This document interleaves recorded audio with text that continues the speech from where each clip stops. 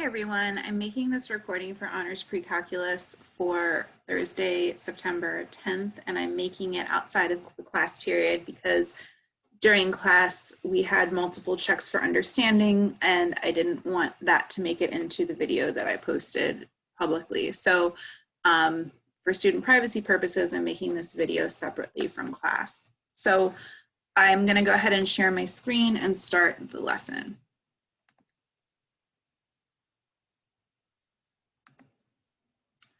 Okay, so we're in Honors Precalculus, and the objective is to determine how to graph and analyze a piecewise function.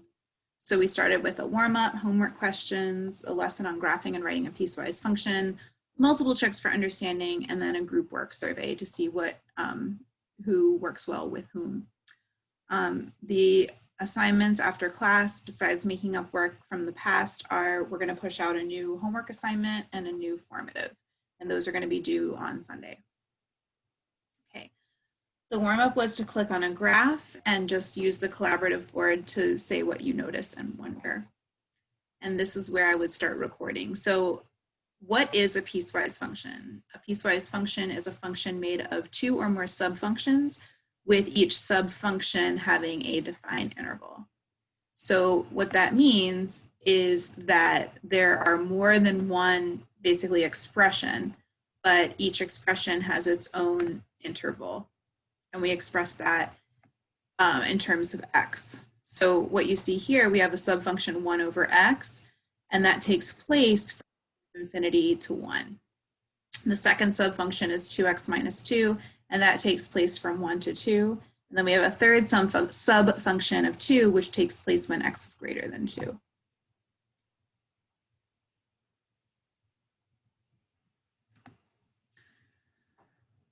This is what a graph of a piecewise function could look like. So that function that was on the previous slide, this is what its graph looks like.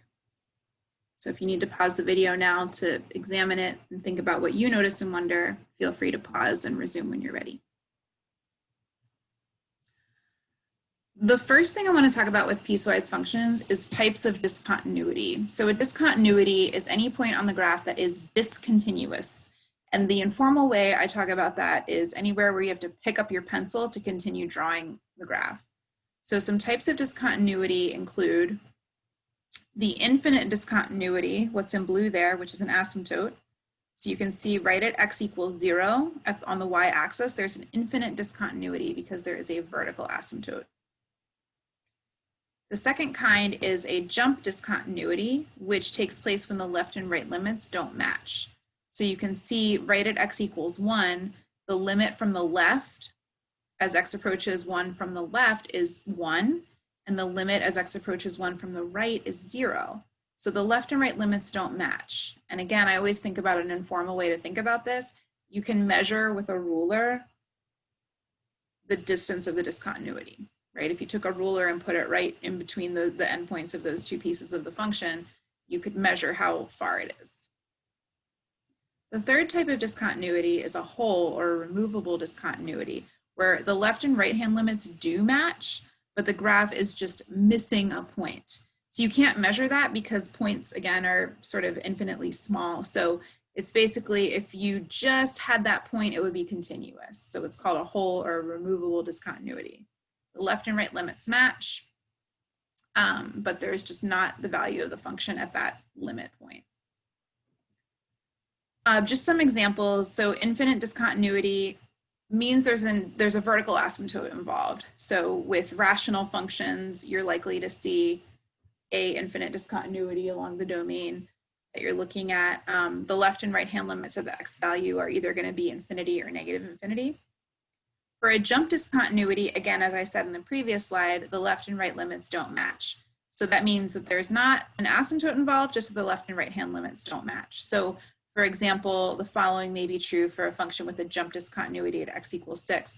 The limit as x approaches 6 from the left is 4, and the limit as x approaches 6 from the right is -1, and maybe the actual value of the function when x is 6, f of 6, maybe that's -1, right? So we have from the left 4, from the right -1, so that's a jump. You can actually measure that discontinuity.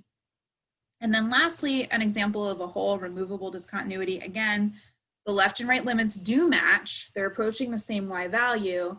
So for example, the following might be true. As x approaches 6 from the left, the limit is 4. As x approaches 6 from the right, the limit is 4. But maybe f of 6 does not exist, or f of 6 could be 1. That's what's missing. So the limits from the left and the right match, but there's not a matching actual value of the function right there. So that's what makes it a removable discontinuity.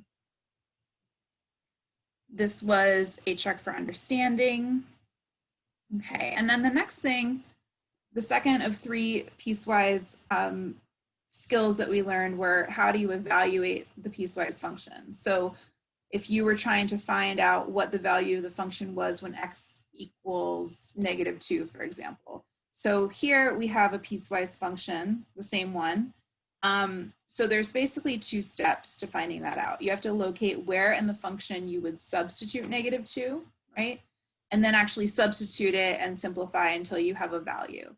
So where would we substitute -2? If you want to pause the video and think about it, feel free. But we're going to substitute -2 into the first subfunction. It belongs to the first subfunction because that subfunction occurs on the interval from -infinity to 1. So -2 fits into that interval. So that's the first step, is just to identify which subfunction -2 belongs to. Second step is to actually substitute it in. Okay, so on the lower left corner of the slide, you see the actual substitution work.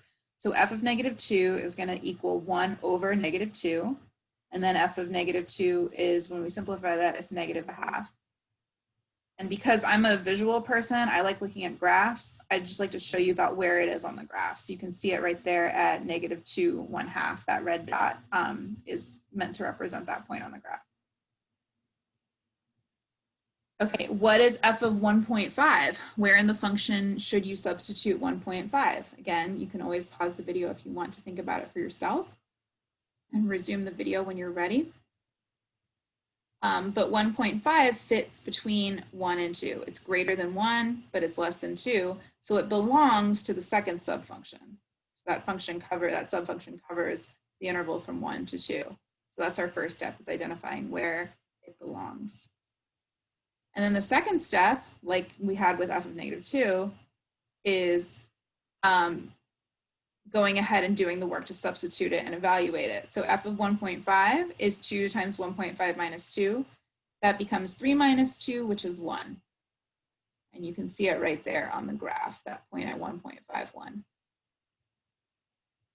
Okay, so you can practice this if you want. Just take a minute to look at this piecewise function. What is f of 0?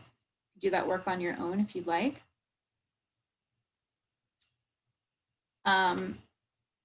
And then let's look at this piecewise function. What is f of 3? Again, look carefully at the intervals. Take a minute to try that.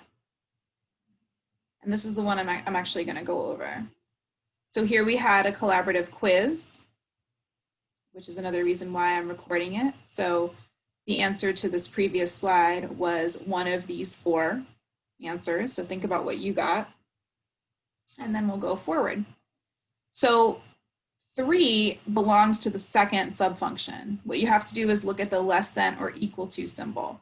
So even though you see the number 3 on 2 intervals, it really only occurs in the second subfunction because of the less than or equal to, right? So that last function, that constant 4, picks up right after 3, but not at 3.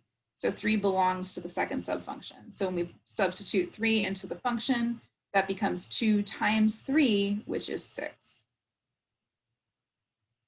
All right, the last new skill that I'm teaching today is what would have to be the value of one parameter of the function in order to make it continuous at a certain point. So we have f of x equals ax plus 2 when x is less than 2. And we have f of x equals 2x between 2 and 3, including 2 and 3.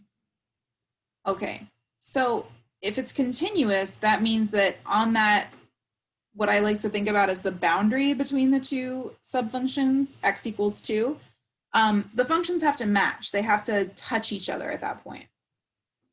right? They have to meet at the boundary x equals 2. So how do we make sure that happens? Well, we can set them equal to each other and substitute 2 for x, okay? So you can see that work below on the slide. A times 2 plus 2 equals 2 times 2. And those red 2's just represent the boundary where we have to have them equal to each other. So then we just solve 2a plus 2 equals 4, 2a equals 2, and a is equal to 1. Okay, and then we had a check for understanding on that one. We had some group work survey, and then we had a closure. So as always, after class, clean up and catch up. Now is a good time to check your grades because I have started syncing grades. And then the 2 new assignments are the homework week 2 assignment 2, and then the formative, retakeable formative for week 2 quiz 2 graphing properties. So both of those things should be completed by Sunday to get full credit.